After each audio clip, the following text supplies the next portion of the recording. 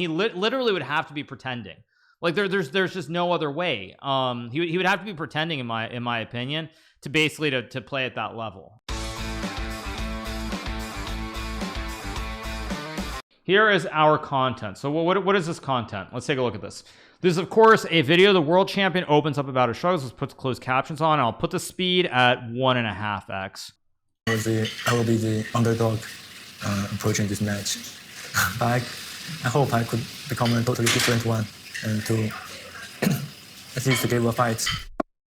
The sound is terrible, by the way, but anyway, let's keep going.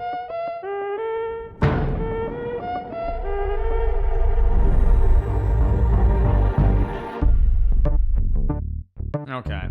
Welcome back to the Take studio. We hope you are enjoying the Take app. And if not, make sure to start this studio. And in this episode, we are going to talk about the world champion, Liren. In less than a month, he will travel to Singapore to defend his title against a teenager, Gukesh. But loud? No one I have talked to, no one.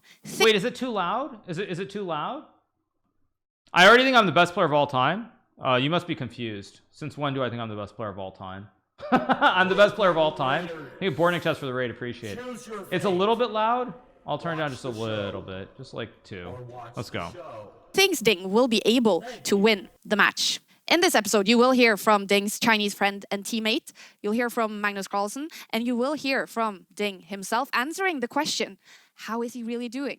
Okay, but first, we're going to ask my friend and the best chess commentator in the world, David Howell. By the way, I'm gonna stop for 1 second. I just want to say one thing. This is like one thing. And there's a little bit of like leapfrogging off something Fabiano said recently. But I'm just gonna say it's like this whole thing of like so and so is the best commentator. This is the best commentary team. Like I've heard it in St. Louis a lot. I've heard it. I am hearing it here again. Like I don't know why people can't just say like a great chess commentator. Like what is this nonsense? Like this is the best commentator. This is the best this. This is the best that. And it really does actually like kind of get on my nerves. Like David Howell is a great commentator, but there's no objective way of saying he's the best commentator in the world. There's no way.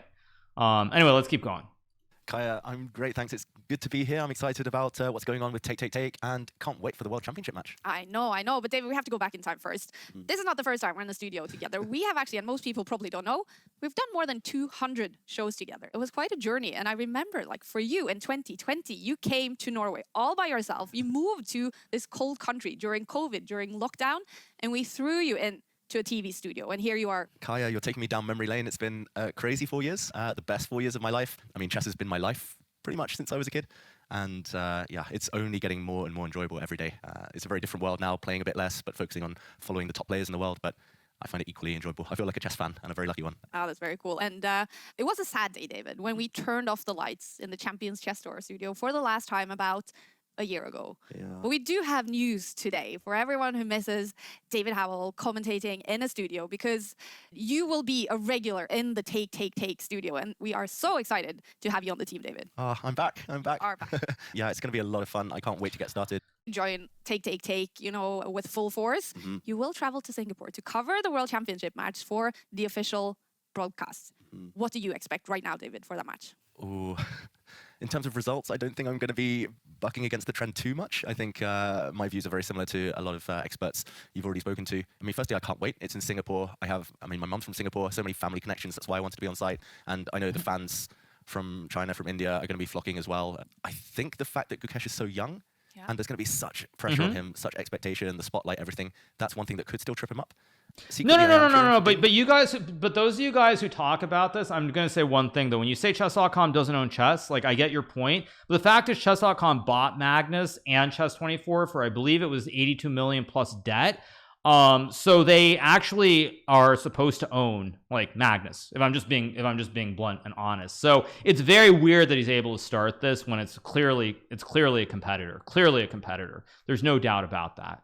Because I would love to see him at least get back to his best or near his best and put up a proper fight that lives up to all these historic World Championship matches we've seen over the years. It's always kind of, it always deserves a place in history every match, and I hope this one lives up to that. Yeah, and that is the question everyone's wondering, right? What version of Ding Liren will turn up? He is the world champion. Obviously, he's a fantastic chess player, but what's been going on with him since he became world champion? Yeah, it's hard to describe for Ding. It's as if he climbed a mountain, and it's a mountain he'd been looking at every day of his life. wanting to climb it, but he got to the top and he's like, wait, there's nowhere to go from there. It's like the only way is down, basically, from that mountain. And it's like you're standing there for as long as you can. Yeah, so those of you guys who say this, like, I mean, like, we don't have to get way off topic here because I want to cover the video and what Ding says, but I will just say very clearly that if you buy something for 82 million, you should have the IP. Like, you should basically, literally, what did they spend 82 million on? Seriously, tell me, what did they spend 82 million on? Seriously, what did they spend 82 million plus debt on? If like you can literally go and create a competitor. Like, it's just a general question here. And for people who say something like that I'm jealous or something, why would I be jealous? I have no problems at all. Like, I mean, I do my own stuff and I'm doing quite well in the market, so it's not something where it's like, oh, I'm so jealous that like I can't start some app or something. I mean, come on. I mean, I know chess.com doesn't have a stake in it, but that's beside the point. Let's keep going. But everyone's looking at you now thinking they got fun. Okay, they got the guy to beat. They got 3 million funding from an outside company, and this is sort of they already did a pivot. This is an iteration of what was fantasy chess before. For anybody who's unfamiliar, I think about a year and a half ago, Magnus, there was some announcement of an app I think called Fantasy Chess, which I believe Norway invested in. I forget who else invested in it, but there was originally, it was called Fantasy Chess, and this is the pivot into creating something different. Just to be clear, you're the target and. He hasn't been enjoying it, the pressure. We talked about how... Well, let's get into the video. Magnus walked away because he didn't enjoy the weight, and there have been world champions in the past who... I mean, Fischer won the world championship, walked away immediately. Maybe he was feeling similar to Ding. It's like, what next? And there is precedent for it. It's not the first time this has happened, but it is sad to see that Ding, he hasn't been able to replicate his form. He hasn't looked anything like his normal self. True. He's blundering. He's just feeling unhappy, and he said that in interviews, so it is sad. Yeah. And you did mention the history of World Championships. That was actually one of the things that really got me hooked on the sport, because the history of chess is just so massive. And there's only 17 World Chess Champions in history, 17 kings of chess. Ding Liren is number 17. Before him, you have Capablanca, Fischer, Kasparov, Vishinan, Magnus Carlsen. It's just such a massive history that is obviously weighing on him. But before that, he did make his way through the world of chess and he took the throne. He is the world champion. What was his journey like up until that moment? Yeah, I mean, Ding, just like most of the top players, was a prodigy. He was very strong at a very young age, but I think it was kind of common back in the day with Chinese players. We didn't hear about them so much. They played a lot of tournaments internally. The games weren't released. He's 2 years younger than me, and I remember him playing in the World Under-10 Championship for the first time. He was battling with Fabiano Caruana. I saw the name. I was like, okay, he's pretty good. But then you kind of hear from him just once a year. He would play one tournament, do well, and then disappear. One tournament, do well. And then it was around 14, 15 where he really burst onto the scene, became a grandmaster, started crushing 2700 kind of world elite players in a really attacking kind of mode. Every game was just power chess. It was just bang, bang, bang, never retreat, never back down. And then he eventually climbed to world number 2 behind Magnus, adding a solid kind of style to his play. He went 100 games undefeated. He would win tournaments, Ding. He would just never look in trouble, look so calm, so cool. That's why I think this has been such a big shock that psychologically he's struggling now, because Ding, for most of his chess career, looked a bit like Ukesh, ice cold, no nerves, extremely good at calculation, just like Ukesh is. This is pretty good analysis by David Howell. Pretty good analysis so far. Ding was so classy. I mean, all the top players, if you talk to them, there's a respect in their voice, and his path to becoming world champion was a bit fortuitous. A lot has been spoken about that, how he didn't qualify from the candidates, how he got a spot because Magnus dropped out. Everything just fell into place. And you mentioned his personality here, David. We're going to get to know Ding Liren's personality a little bit better. He is a well-known journalist, chess player, and the founder of Chess Base India, Sagar Shah. Sagar Shah. Okay. His career Here very we go. closely. And he can reveal to us what kind of a person Ding Liren is. Wait, the sound is bad? Wait, you're saying the sound is bad on my end? No, the sound should be fine. No, what do you mean? The sound should be fine. What are you talking about? What do you mean? I think sound is completely fine. I first met him very well in 2017 World Cup in Tbilisi. All normal? He finished as the runner-up. It's a long Yeah, event. it's good. It's a one-month it's long fine. event. And Amruta and I, we stayed till the end. So it starts with 128 players and ends with just 2 guys. And so at the end, it became a very small circle with us, Levon Aronian, who won that event, and Ding Liren. We were covering every single game of theirs and interviewing Ding afterwards. And I think that was the time. Wait, did Ding make the... I don't actually remember. Was Ding in the final against Aronian in Tbilisi? I actually don't remember that. I don't remember that, actually. Was Ding in Tbilisi? Was Ding in the final? Because I actually have no recollection of that World Cup. I know I played it. Where I got to know Ding very well, and I think it was his first big result in the world of chess. He came across as someone who's very, very truthful, honest, doesn't ever lie about anything, Whatever is on his mind, he speaks it out. For example, I asked him back then, what is your plan for the rest day? And he said, I'll wash my clothes. When he lost the match in the finals, I went to his so room Ding did play a and I Ronin in the asked him, finals. Can we do an interview? The title of that interview I forgot about is that. Ding Liren. So do you want to know the human side of Ding? And I asked him many different questions like, do you have a girlfriend? What about your studies? What do you do? What about your parents? Everything. And he answered it as honestly as he could. It's still date one of my favorite articles that I've written. You just fall in love with him because when you see him, there is no sort of a cover. He just shows what he is. How will you describe him as a player then? If I have to put it in 2 words, I would call him the peaceful warrior. There's always a lot of peace looking at him, but deep within, he has this warrior-like attitude to... I mean, most of what's being said here, I pretty much agree with most of what's being said. The point, though, is with Ding, you have to separate Ding before the pandemic and Ding after the pandemic. Like, you can't really compare the two. So, like, maybe I don't think Sagar has said this, but you really have to separate, like, before and after. That's really the most critical thing. Beat everyone. Because I don't think And this is at true some point, anymore, I did feel basically. he was the biggest nemesis of Magnus in 2019. When he crossed 2800, he was in India for Tata Steel Chess India, and he beat him twice. Yeah, he's just this calm guy who has the killer attitude. What was it like to see him become world champion? I mean, for me, it was really amazing because I've always admired him.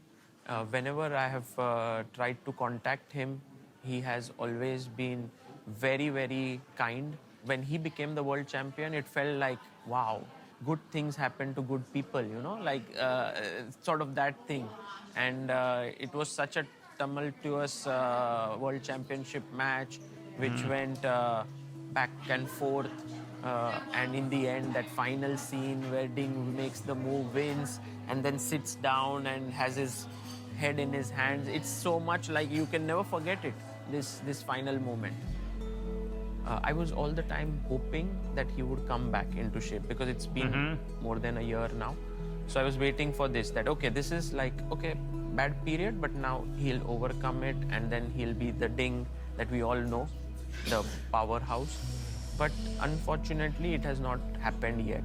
And I feel that for the World Championship match, it perhaps might not happen. But I do. I mean, the problem here is that Ding has not. There really have been there have been no glimpses or moments where Ding has really shown any glory. That's the problem. Like, there haven't been any moments where Ding has like, you see a game, you're like, wow, this is like Ding. He's back. It's all good. There haven't been any moments quite like that. And that's kind of the problem. Is like, it's been over a year now, and it's like, even if you were losing games, there are these moments where like he can get a big advantage, he can like start pushing it, and that's one blunder at the end of the game. Like, I would understand it, but the problem is that at this point, it's just I haven't seen it in any single game since the World Championship. I haven't seen it in any single game where I've been like, okay, this is Ding. He's playing the way he was before the pandemic.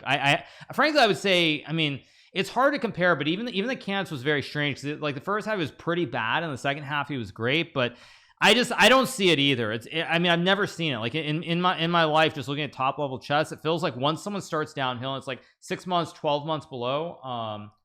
Okay, so something I am clipping on the sound. Okay, 1 second. 1 second, you guys. Let me change one thing. Whatever. Let's keep going. I don't want to do it this very second. Hope that he finds the strength to sort of bring out the best in him, because I feel that will really make the match interesting. Why is he going through this is something which I guess no one knows, and perhaps at some point I would love to know what has happened, and there should be this sort of the story arc where he comes back, at some point. It would be so nice. Yeah, what a story it would be, David, if Ding actually turns up to the World Championship match looking like himself and he is able to prove everyone wrong and defend his title. I mean, I hope that Ding can find it. I really do. But it's like one of those things where I don't know how he can do it. I mean, he literally would have to be pretending. Like, there's just no other way. He would have to be pretending, in my opinion, to basically to play at that level. I don't see it. I think there's some chance that he can draw a bunch of games maybe at the start before he cracks and loses one, but I'm very skeptical that he's going to be able to put it together. He would have to be a great actor. Legitimately, he'd have to be an incredible actor, and he would have had to just like been like basically not caring, just playing this, that, just one game after another and all that. But I don't believe it. I've never seen it. So I kind of hope I'm wrong, because I want it to be close, but I don't see it. Do you see any chances of that happening? I could see it, but there's one big if, and it depends. Everything depends on Ding starting strong. If he doesn't start strong in the match, if he loses early, I can see his head dropping, the confidence just falling through the floor, and I don't see any chance of bouncing back. So I think Ding needs to strike first. Yeah, it just depends on the first few games. He cannot lose. It's that simple. Yeah.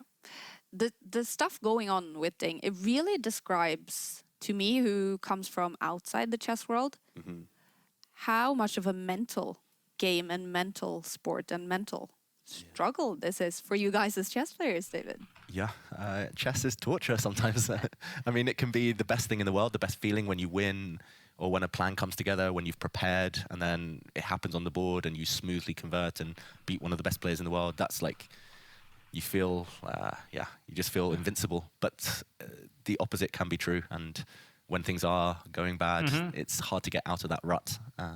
So that's what Ding's in right now. It's been a while. It's been a year and a half of him just struggling to get that bit of luck. He's been unlucky in some games. Like, of course, his form's been bad. He's not been playing like himself, but there's one or two moments when you sense he's getting a great result, or he's about to beat a top player again and restore that confidence, and things just go against him. Yeah, we've all been there as chess players. It's just getting out. That's the hardest thing. Yeah, and getting out when... I mean, the big problem, though, is that, like David's saying, like, getting out, but at the end of the day, when a player doesn't go into a rut like this for like a year or more. That's the thing. Like, a player doesn't go into this sort of rut and then get out. Usually it's like a couple of months and then you figure it out, or like 3 months or 6 months or maybe even 9 months. But like, it's been a long time now. Like, he has not had a good result since the World Championship, I don't believe. And I think that's actually like that's why I'm really skeptical. I know everybody wants to think that he can come back, but I start to think that there's a very good chance it's just going to be a blowout, because I just don't see how that can be the case. I mean, it could be confidence, but like maybe you just lose all your confidence. But if you've lost all your confidence, you're not suddenly going to get it back either, unless you win a bunch of games. But who knows? Of course, on the other hand, let's just say he goes into game one with the white pieces and he comes in with some insane preparation and he just blows Magnus out of the water, or not Magnus, sorry, he blows Gukesh out of the water, and he gets a win in like game one with the white pieces, and all of a sudden it's a match. Out of nowhere, it's a match. So like anything could happen, definitely. And the whole world is watching. Must be brutal. Yeah, exactly. We're going to dig deeper into what's really going on with Ding Liren right now. The last time we saw him was in the Chess Olympiad. We met Ding after the final round in I feel terrible for Ding. Like, I mean, in all seriousness though, like, I feel really bad for Ding, because like, he is a very, very good player. Make no mistake. Obviously, he beat me in the final round of the candidates. He played great against Nepo. We all know about his run in 2019 in the Singfield. Well, not we all do, but at least, those of us who are around, like the way that he crushed Magnus in that rapid tiebreaker in St. Louis. I think it was the 2019 Singfield Cup. Like, I mean, we all have a lot of respect for him. It's just, it's really hard being objective to see that. On the other hand, as someone says, you're right. If Ding loses the first game, I think it's going to be very ugly. I think it could be very, very ugly the way that the Magnus Nepo match was as soon as Nepo lost game 6. So it's all relative. It's all relative. Fabi had a year. Fabi has had slumps, but Fabiano, even when he's slumping, he still wins a game. It's just like he loses like 2 games in a tournament, but he still is getting great positions. He still has chance to win games. And he does sometimes win games. It's just that he loses more than he wins. So it's like, it's not really quite the same, I would say. And also for Fabiano, I think the only slump he really had was when he messed up in the candidates in 2022, was it? And he dropped like 30 points. But also Ali Reza, for example, candidates, I was about to say he did something in the bed. But basically, Ali Reza had a very bad last candidates, but he's slowly been recovering all those points back. And I don't think you can call that a slump. It's just that the candidates tournament is a completely different beast. But let's keep going. He invited us to join the Chinese team dinner, which was really nice of him. Where is this in China?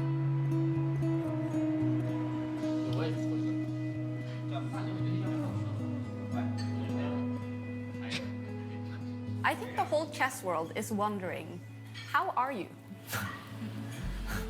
Wait, oh, wait.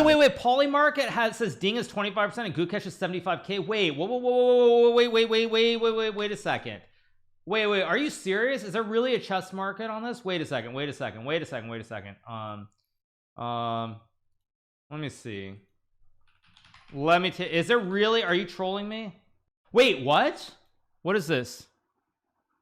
Ding Liren plays in the 2024 World Championship. I see this one.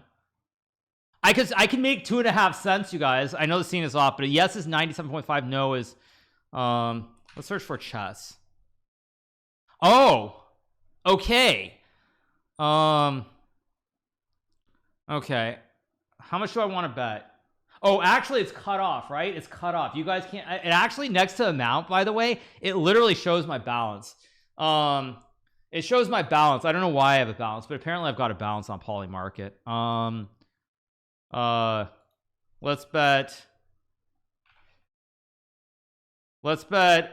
$500. Oh no, I don't. Sorry, I don't want to bet on Ding. Wait, no, I want to bet on Gukesh. I'm getting okay, 75%. How much? Unfortunately, I don't have $700,000 to bet on this, like XQC. I mean, I don't know. Let's bet this. Insufficient balance. What? Huh? It won't let me bet. Okay, let me take this off the screen. I don't want to. Let me see. Why is it not letting me bet? Wait, what? Wait a second. Wait, what? Wait. It says trading. Huh? Trading is not available to people or companies who are residents of or located incorporated in the United States or restricted territory. Wait, but then why is everybody using Polymarket as a barometer on the election? Wait. Why is Polymarket why is everybody acting so Polymarket and their odds on the election actually matter if you can't bet? If Americans can't bet, why are people acting like it means anything when it has Trump at 60%? You have people outside the US. Are you kidding me? Please, whatever. Okay, let's get back to the video. That is insane. That's actually insane. That's insane. I mean, literally all I see on X is, oh, Polymarket every 5 seconds. And if it's not even Americans betting, then like, give me a break. Let's keep going. I'm also not so good. I tried to find my best shape, but actually I didn't manage to do that. My game had many mistakes. There are four in every part of the game. Also, maybe sometimes I manage to create many chances. Why am I hearing dishes in the background? But by the way, I'm hearing dishes in the background. Is somebody like washing dishes? I'm gonna put the speed back too, by the way. I'm hearing dishes. I don't know why. Gets a winning position, but I couldn't convert them. It's the same problem, time from time. Yes, and it seems you struggle with the same ever since you became the world champion. Do you have an explanation to why? Maybe I'm not so eager to play. I didn't have this kind of ambitions to win the game. Mm-hmm. So have you lost some of the... he's at a restaurant, that's why, yeah. Chess? Every time I came to the playing hall, maybe not with a very good mood. And after the game, especially if I draw the game, I realized I missed a huge chance. I'm not so happy with the results. And that's, goes the circle every time from time to time. Are you feeling a lot of pressure by being world champion? Not really. This is the longest, I'm still paying attention to winning X, by the way, those of you guys who are writing in I chat. for over 20 games in classical chess. From my last win was back from the World Council at the beginning of this year. So that's really a very bad run. Frustrating? Yeah. And obviously the World Championship match is coming up in 2 months against Gukesh. How are you feeling about it right now? He's on top form recently. He's the best player in the Olympiad. So clearly I will be the underdog approaching this match. But I hope I could become a totally different one and to at least give a fight to slow down his pace, yeah, to have some winning chances. What is your plan from now until the match starts? It's still 2 months to the match. First, I will have some rest. And Wait, did I get a gamer? Wait, what the heck? Did I just get a game? Wait, what is this? I don't know what that is. Okay, let's keep going. What the heck?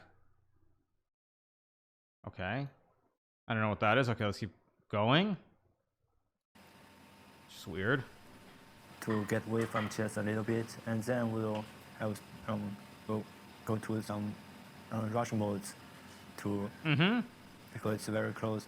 It will be very close to the match. We will starting to prepare very hard and to. Oh, so for anyone who's asking, what is my advice to Ding? My advice to Ding is pretty much he needs to go in. I think. How's it going, Mirror 17? Hope you're doing well. I think Ding has to go into the match with the assumption that he's the big underdog and he's going to lose the match. I think if Ding goes in with the attitude that he's going to lose the match and he is not, I mean, there's no pressure, he can maybe find something. But I think he has to go into it as though like he's going to lose. He has to go into it as though like, I'm a big underdog, I'm going to lose this match, there's no pressure, I just want to enjoy chess. I think if Ding goes in with that mindset, there are chances they can turn it around. But he's going to have to go in with a mindset along those lines, because otherwise I think if he feels any little bit of pressure, he's going to collapse. He's going to completely collapse. So that's what I would say. Play some exercise games to get well with the position. What is that mindset? I mean, that's the mindset that I go into every chess tournament with now, you guys. I go into every chess tournament these days with the view that I just want to enjoy chess and just play and have fun. That's how I go into every tournament. You might not believe me, but that's actually the truth. That's how I approach every tournament. I just go into the tournament. I just want to play chess. I want to have fun. I want to enjoy my vacation from streaming, and things seem to work out. Like I know you guys are going to be funny and everything about it, and I literally don't care. Ha ha ha ha. But I think you guys get the point of what I'm saying, which is that like when I play, I have zero expectations of winning. I have zero expectations of winning. I just go in. I just want to get my break from streaming and play some fun games of chess. And that's it, plain and simple. So that would be my advice. Ding has to basically just like remove all the pressure and view it as like, these are my, like, he has to view it with like the I don't care attitude. Gukesh has improved for sure. So it's mostly now about resting and getting back to the Ding Liren that we know. I hope so. I hope you will see me from the same me as the last World Championship match. Are you nervous? Are you looking forward to it? I'm worried about losing very badly. Hopefully it won't happen. Are you scared of Gukesh and the form he's showing? No, because I only lost to him in freestyle chess. Yes, I haven't lost to him in classical. So maybe I can give up our fights. Fantastic. And I can tell you, we've been talking. No, but you guys are saying, I mean, you're saying that Ding's not a streamer, like this is everything for him. But the thing is, I mean, this is not really a hot take. I think Ding has said this too, which is that I think that Ding was ready to retire from chess. I think he was ready to retire from chess if he didn't do well in the candidates and if he didn't win the world championship. So I think he was ready, basically like, enough, I'm just going to play a few tournaments here or there, just chill Vichy style. But then he won. And I think that, so for Ding, when you say it's like this is everything, I think he needs to basically find that, like, just find that inner peace where he was at before, and just like really look at it as with like perspective of just like, this is probably it, but you know, I'm gonna have fun, I'm gonna get my money, even though the government's gonna take a lot of it, but I'm gonna get my money, and just like, I'm just gonna enjoy life. So let's keep going. To some of your teammates today, and also I didn't get an invite to play what exactly? An invite to play what? I mean, the World Championship is not invite. What do you mean I didn't get an invite? I mean, of course, if I got an invite to play the World Championship, I mean, I would play, but that's not how it works. You have to qualify from a tournament. I didn't qualify. Anyway, okay, let's keep going. Players, and they've been saying how proud they are of you for being world champion and how much they are rooting for you. I didn't get my invite, you guys. I didn't get my invite. The support of your team and fellow chess players. Yeah, still, although I play so badly, there are still so many players, so his lovers support me. Yeah, it's maybe I need to show that I deserve this kind of support. You don't think you deserve the support? If I continue to play so badly or without any fighting spirit, I may not deserve it. But I think you will prove that you deserve all the support. We wish you. I mean, this is what's so hard to watch, though. Is it's like you can see that like he doesn't even have the confidence. That's the thing. Like, you know, he doesn't have the confidence. Like I go with no expectations, but I still just want to play good chess. I want to prove that I'm competitive. And it really feels like with Ding, it's just you feel like there's no confidence. You feel like he expects to lose every game. Like he expects everything to go badly for him. It's kind of tough to watch. Man, it's over. Hikaru retire and start streaming Fortnite. Oh, I mean, I've streamed a lot of Fortnite, or not streamed, but I played a lot of Fortnite in the last 48 hours. Make no mistake. But anyway, let's keep going. The best of luck. So we're here with Boo. Thank you for talking to us. Just finished the Olympiad with China. What has it been like that's for from China? 2 months ago. What's Okay. the team spirit been like? Okay. I think we have training together and we talk about anything, and we happy in chess, and I think I have a very good friends. Can you tell us what Ding's been like? Ding maybe played not very good and he lost one game, but I think he is still very strong player. I think he just Exactly, need yes. some rest because you know, when he won the world championship, he has a lot of things to do. Some journalist and some I mean, not only in chess. And being close to him, what do you think is going on? He feel tired. He need to eat some medications. Yeah, because he can't very good rest. Yeah. So it's all about rest for him Yes. to get energy. Yes. Can you describe Ding Liren's personality? Yeah, he's very good person. Yeah, and he also like some sports. Yes. What kind of sports? Okay, basketball, football. Yeah, we play together. What's your prediction? What will happen in the World Championship match? I think it's 15%.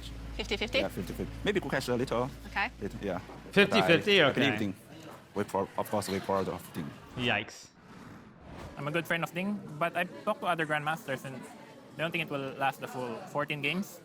I think clearly there's something wrong with him, probably related to No, the I mean, federation. I said this to you guys. I said this too, that basically when I played Ding in Norway chess, people got mad at me for saying this, I think, in the confessionals. But you know, when I played Ding in Norway chess, he was literally like shaking at the table, even when there was like no pressure, like even in the opening phase of the game. And it was very, very clear that there was something going on. A lot of people got mad at me. They're like, oh, I'm making fun of him or something. But it's very clear that there was definitely something more going on. I assume that that's not the case now. But it was really bad. When I played him, it was like really hard actually to kind of even concentrate because he was literally shaking, and it wasn't like he was under pressure in the game even. Like when people get low on time or you're in a bad position, people start bouncing up and down, you know, like Pragnananta does it a lot. A lot of people, their leg starts moving. But I mean, he was just doing like a basic opening position. So there's probably something else going on, but I assume that, you know, if he has that under control, then like everything should be okay. And the pandemic and playing for China, the Chinese government, maybe they expect too much from him. Ding was playing like an absolute star before COVID. Now he seems he's struggling. I really hope he can find some rhythm. Like we've been there. Like I've been there. I've had some struggles. And having been through that yourself, what advice would you give? Sorry, by the way, sorry you guys. You probably saw me give a weird look. I was giving a weird look. So I'm looking at Maxime's glasses, and they look really dark. And like I don't. They just look really dark, and it's just very weird. That's why I was just looking at. I was a little bit confused. Like I've seen him wear normal glasses, but he's just like wearing these really dark shades. To get back to his best.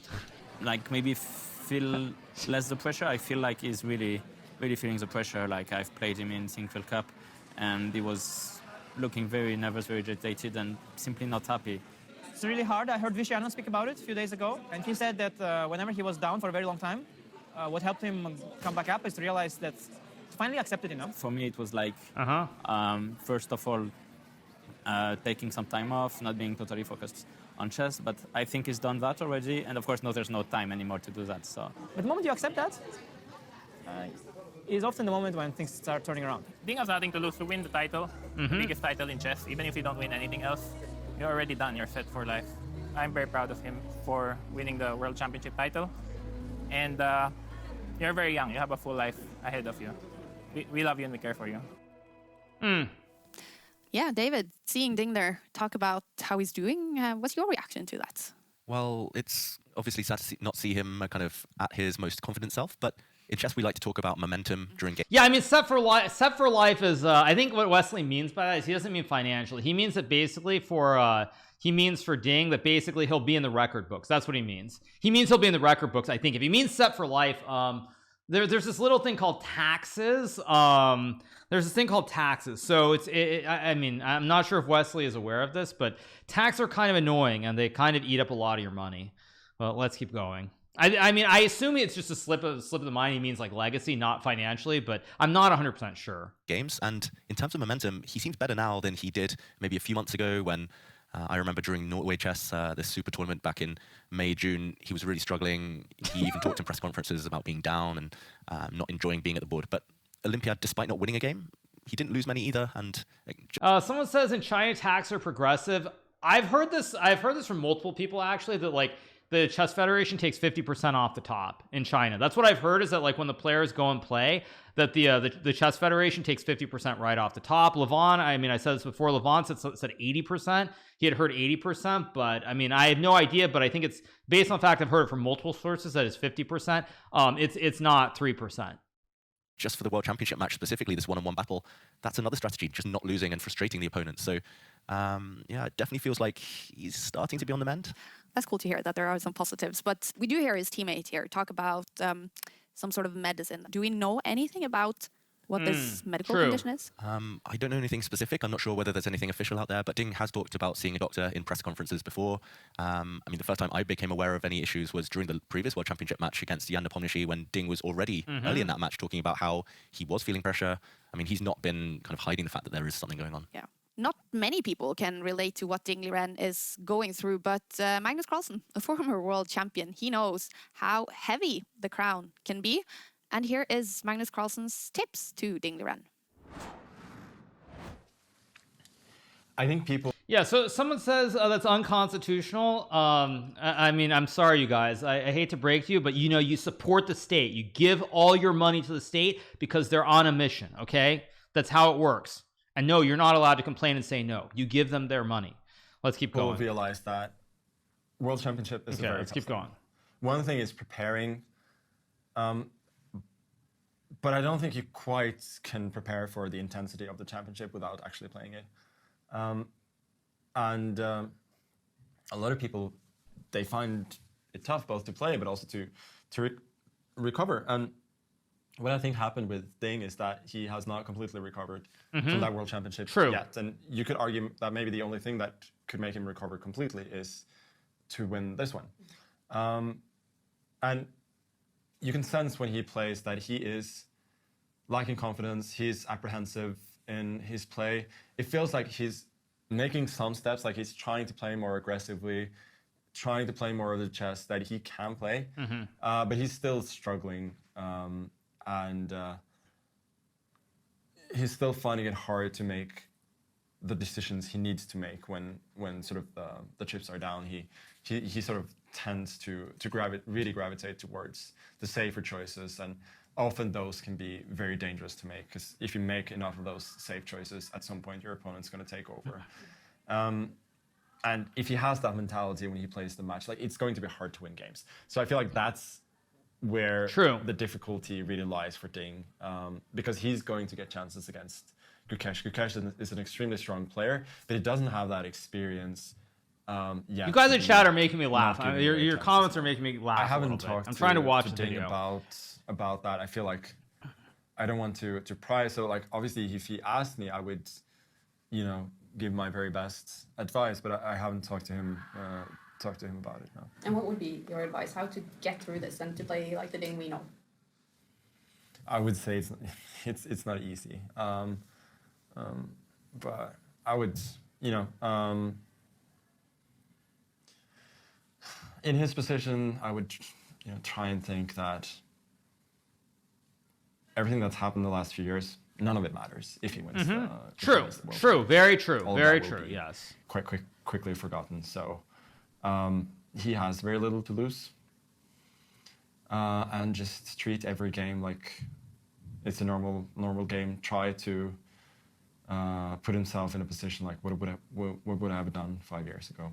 And everyone knows that Ding Liren is capable. If he comes to the World Championship match, in top form. He is, of course, the world champion. I actually, you know what I think? I don't think Ding can ever recover his top form. I think him recovering top form is gone forever. But what I do think for Ding that's true is if Ding has great preparation, if he has good openings and he can get into games, I think that there's a decent chance that he can survive and play well. I don't think he'll ever get his top form back, but if the preparation is very good, he can probably get deep enough into games where like the decisions aren't going to be super, super difficult, and he can probably pick one of the better moves. That match against Jan Nepomniachtchi in 23, and what a spectacle. What a crazy match that was. After 14 games, the score was 7-7.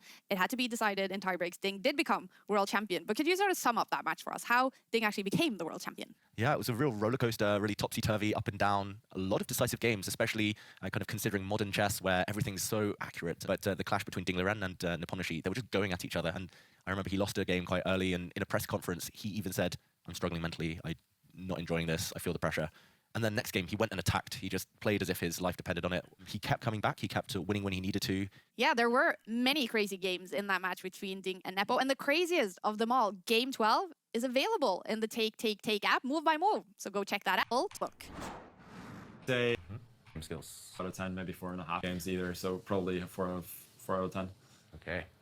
Makes sense. And now it's more about playing styles. How would you rate Ding's tactics? Also, I swear when I look at this, looking at this literally looks like an aim chess thing to me. I swear, like I went to aim chess before, and this literally looks like some knockoff of aim chess completely. At his best, very, very good. At his best, very good. At the moment, not very good. Most of 4 out of 10, maybe 3.5. Yeah, there have been some uncharacteristic one-move blunders, one-move mistakes, right, in his recent play. How about his strategy overall? Ding is still very good strategically. So he makes some decisions that are a little bit pessimistic, but he still builds up his positions in a really good way. So I would say probably 7.5 or 8 out of 10. Okay, let's give him the benefit of the doubt. Yeah. Say 8. Yeah. And okay, time management. And this is a tricky one, I guess, for players, especially if they're suffering with competition. Is there anything else said? I'm kind of a little bit tired of this. this. Lost, and he's not terrible. I don't know if better. Excellent. Do you feel he can compete with Gukesh there? Or Gukesh? I don't think he was even at his peak, but Gukesh is like a phenomenon in that. I don't understand. I don't understand the point of this. Like, I'm a real boomer, you guys. I'm like a boomer. I've been around a long time. Like, this looks like something out of like, I swear, it reminds me of when I used to play, when I was much younger, I played Madden, you know, the EA football game, American football, obviously. I used to play EA Madden, and on the players, and same thing for like, if you play, I think FIFA or any of these sporting games, you literally see like the numbers, but in chess, it doesn't really work like that. That's the problem. It doesn't really work like that. So I don't really understand. Like, you can't assign someone, like, say they're like a 99, I don't know, attacking or something. So I don't really understand it. It doesn't really make a lot of sense to me, this part of it. The other stuff is like, yeah, it's of course EA Sports. It's in the game, obviously. Everybody remembers that. But anyway, yeah. Madden was a great game. I loved it. Prepared something different generally for every game, which is not the conventional approach in World Championships, and it's highly impressive that he actually managed to pose a lot of problems that way. I would say probably 70-30. Did I ever play with Michael Vick and QB Sneak? I think, as I remember, I used to always love playing with the Atlanta Falcons, and like I love playing with the Atlanta Falcons, and yeah, but I would use West Coast offense. So the number of times I use West Coast offense and spread it out, like I would do either trips or I would do like 5 wideouts. And then I would just go running. Like, oh man, I love it. You're taking me back to when I was young, you guys. You're taking me way back to the old days. I would always do West Coast, and I mean trips. Trips is one. I do a trips, or you do the QB rollout, or you do 5 wide all the time. In terms in favor of preparation, but Ding at his best, it would definitely skew a bit the other way. And Magnus, you mentioned last World Championship match against Nepo. He was a bit of a rebel. He tried some new ideas. Yeah. He hired Richie Rapport as his second. Would you say rebel versus discipline? Which side is Ding on there? Again, at the moment, probably neither, but overall, definitely more rebellious, maybe 70-30. And there we have it. The World Championship match is getting closer. It will be covered live here in the studio and in the Take app. And you can follow Ding David Howell covering it in the official broadcast. Are you getting excited now, David, to go to Singapore? I can't wait, Kyle. But I'll see you and everyone very soon. Luckily. And thanks so much for joining this episode, David. The big question is, can Ding Liren get rid of his ghosts in time for November 25? Or will Gukesh become the youngest world champion in history? The next episode here from the Take studio will be all about young Gukesh, who Magnus Carlsen describes as a mystery. Thanks for watching. Now, your father also... Oh wait, there's more? No, that's just the end of the video. Yeah. Anyway, yeah. All right. I mean, generally, I actually like the interview with Ding. I think that if I look at it objectively, I would say that Ding, he just has to find confidence. If Ding finds confidence and he can play with confidence and just like enjoy the moment, I mean, maybe there's a chance. I really think it's unlikely. I'm going to be honest. I think it's very unlikely. I think we're probably just going to get a blowout. I haven't seen anything that makes me think otherwise. Ultimately, Ding's going to have great preparation. If Ding has great preparation, there are chances to there's some chances. But if he doesn't have great preparation, if he's just getting into middle games and playing chess and he's not like 20 moves deep, I think that he's in for a very rough, very rough ride. I think he's in for a very rough ride because Gukesh is also still improving. Gukesh is still improving. He's not done. He's not like he hasn't peaked yet. So I really struggle to see. I mean, I just don't see it. Like for Ding, there have really been no moments. Like I can sugarcoat and say like he was doing well in one game, but there are no moments where I feel like he's played a complete game from start to finish. And Gukesh has played some unbelievably good games. His game against Wei Yi in the Olympiad maybe is the best game I've ever seen him play. It really had shades of a young Magnus. It's like one of those end games where he just like he grinded and then to use the D's knights and that pawn. I mean, that was a great game by Gukesh. So I have seen glimpses of it where Gukesh has played amazing. You see that wow factor. So I really struggle. I really struggle to see a way that that Ding is in it unless he has great opening preparation. If Ding has great opening preparation, then it's a different story potentially. But without the great opening prep, it's going to be a blowout. I mean, there's just no way because Ding's form has not been good for well over a year now.